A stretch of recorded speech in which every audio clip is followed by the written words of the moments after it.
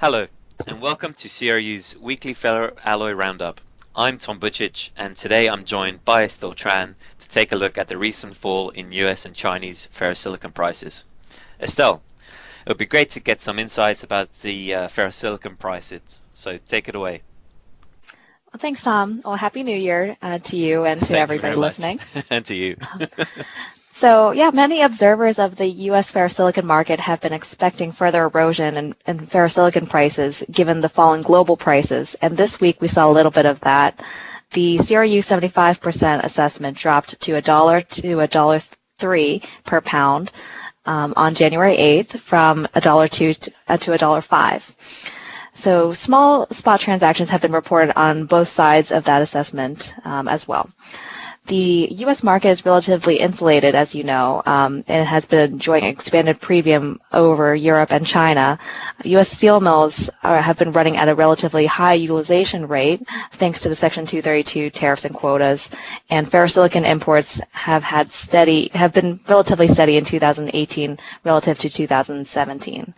So, Tom, I was wondering, could you give us a little bit of an overview as to, what's the latest you've been hearing out of Europe?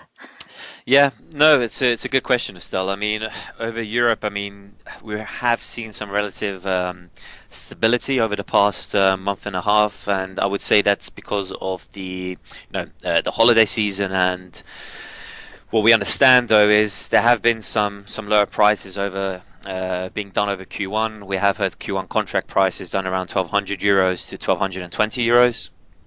And over the past few months, we have seen ferrosilicon prices, as you said, falling in Europe, and that's mainly just because of the weaker downstream stainless situation. Firstly, if you're looking at the car demand or the car export demand out of Germany, that's fallen 9% year on year.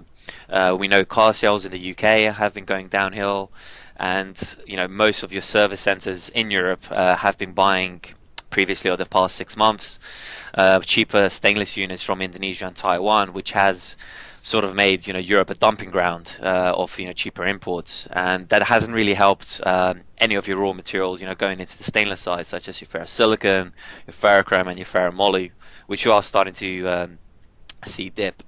So for the time being, it's hard to say if we will see perhaps some further softness in the European markets on the ferrosilicon side, but it's not surprising. I mean, we're still hearing of destocking of stainless units in January.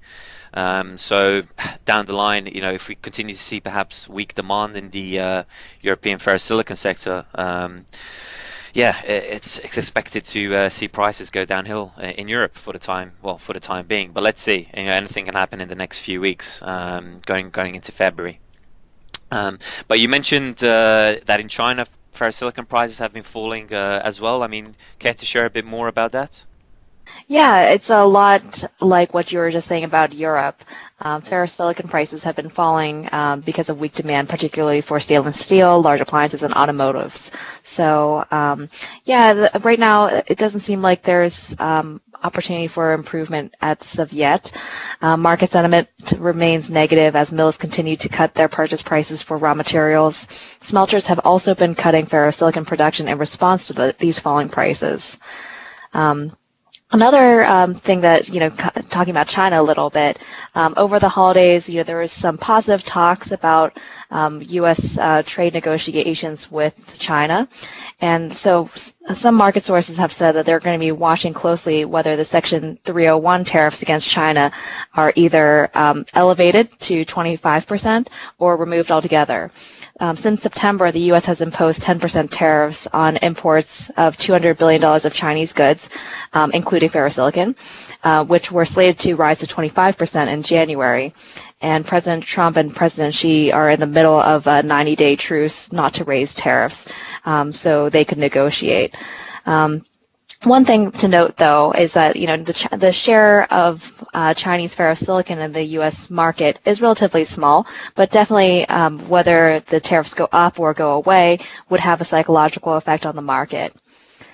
So another thing I wanted to bring up about the U.S. ferrosilicon market is right now it's a little bit uncertain whether the prices are going to soften further or hold firm.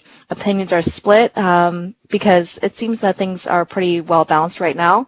But further deterioration could happen in March or after with the arrival of imports. We've already seen significantly lower Q1 and H1 deals happening for ferrosilicon. Right, interesting. And I mean, the spread between, looking at the charts, between the Europe and the US is quite wide. I mean, going into that, I mean, is it just because the US there's a lack of available ferrosilicon in the market? That's why there's still kind of a hefty premium on there, or as you mentioned with the weaker Chinese, prices, could we see the US prices fall downhill, over the next, maybe the next few months? Yeah, I mean, absolutely. I mean, there's definitely that potential for softness. The U.S. market, the U.S. steel market demand is expected to be fairly good this year, but nothing really outstanding. I mean, auto is looking down as well. Yeah, I think that there's some opportunity because there's been some added capacity in the sheet market, but I think that the U.S. market is really I guess looking flat to down at the moment. Right. Okay. No, that's fair enough. No, well, look, I appreciate that, Estelle. Thanks very much for the market insights. I guess for more information on what's happened in the ferroalloy space, be sure to read the full CRU Ferroalloys weekly review. That's delivered to your inbox. So hopefully everyone has a good start to 2019. Thank you very much.